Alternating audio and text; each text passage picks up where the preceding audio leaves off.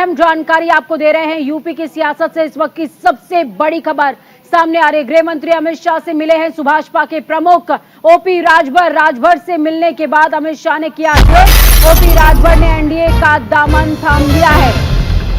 OP Rajbhar का NDA परिवार में स्वागत, ये ट्वीट किया है अमित शाह ने।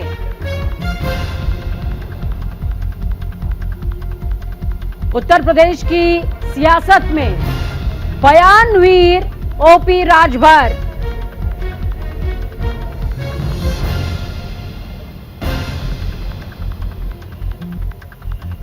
जिन्होंने चुनावों से पहले भाजपा का दामन छोड़ा, सपा का दामन थामा और अब सपा का दामन छोड़ते हुए वो बीजेपी के साथ आ गए हैं। और ये तस्वीर इस बात की तस्दीक कर रही है। ओपी राजभर ने क्या कुछ कहा है आपको सुनाएंगे।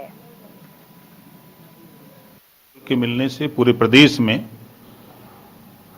एक बड़ी ताकत पैदा होगी और जो लक्ष्य है देश के प्रधानमंत्री माननीय नरेंद्र मोदी जी का कि गरीबों का उत्थान, कमजोरों का उत्थान, पिछड़े दलित अल्पसंख्यक का उत्थान, जो उनकी सोच है उस सोच को आगे बढ़ाने में बड़ी मदद मिलेगी। इस बात के लिए हम देश के प्रधानमंत्री माननीय नरेंद्र मोदी जी और देश के गृह मंत्री माननीय अमित शाह जी और उत्तर प्रदेश के मुख्यमंत्री योगी आदित्यनाथ जी को धन्यवाद देता हूं कि इस लड़ाई में हम लोगों को साथ उन्होंने लिया है। इसके लिए हम तीनों लोगों के आभारी हैं। तो चलिए ग्राउंड जीरो का रुख करते हैं। ग्राउंड जीरो से विवेक तिवारी हमारे साथ में जुड़े हुए हैं।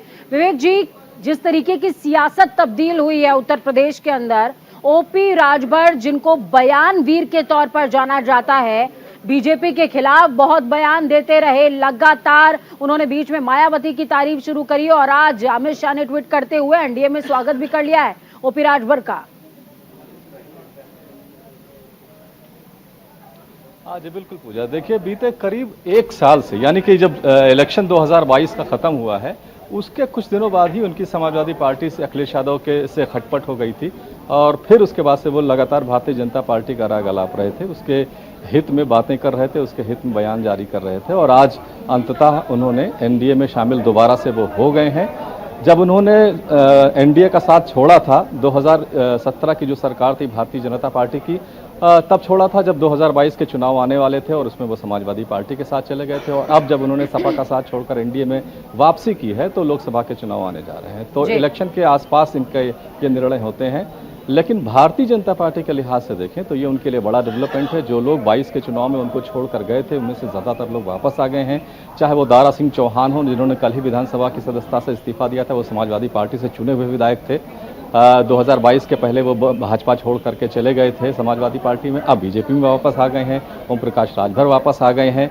इसके अलावा अगला नंबर माना जा रहा है कि जयंत चौधरी का भी हो सकता है, वो भी एनडीए में दोबारा से आ सकते हैं।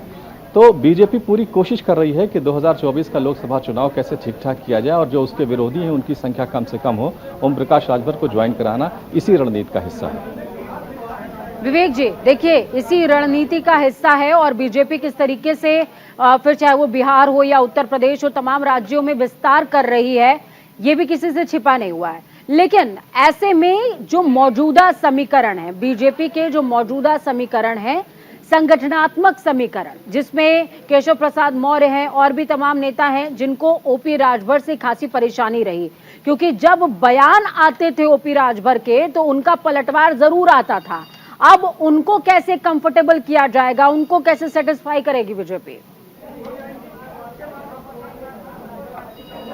देखिए बीते 6 महीने से तो ओम प्रकाश राजभर ने भारतीय जनता पार्टी के मुखातब में कोई भी बयान जारी नहीं किया, हमेशा तारीफ ही करते रहे हैं। कभी दयाशंकर सिंह से उनकी मुलाकात की तस्वीरें आती रहीं, कभी ब्रजेश पाठक के सिलसिले में मिलने जुलने की तस्वीरें आती रहीं।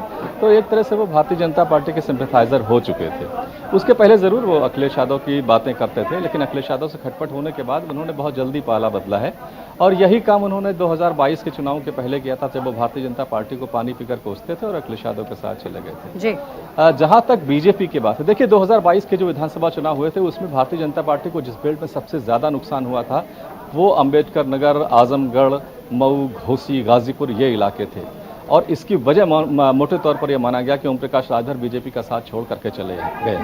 तो राजभर की ताकत इस इलाके में अच्छी खासी है, यह भारतीय जनता पार्टी को भी पता लग गया है और राजभर को भी यह पता लग गया है कि वो बीजेपी के साथ ज़्यादा कंफर्टेबल है। उनकी ताकत अगर बढ़नी है तो बीजेपी के साथ ज़्यादा बढ़ सकती है, क्योंकि उनका वोट और बीजेपी का जो वोट बैंक है लगभग एक तरह की सोच रखता है। तो दोनों के लिए ही ये मुफीद होगा। अब देखना केवल ये है कि लोकसभा चुनाव के मद्देनजर डील क्या हुई है, कितनी सीटें ओम प्रकाश राजभर को ऑफर की जाती हैं, ये थोड़े दिनों में ये चीज़ें साफ होंगी।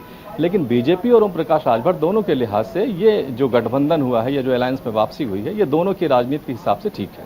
चलिए, बहुत शुक्रिया विवेक हमारे साथ जुड़ने के लिए, अहम जानकारी साझा करने के लिए।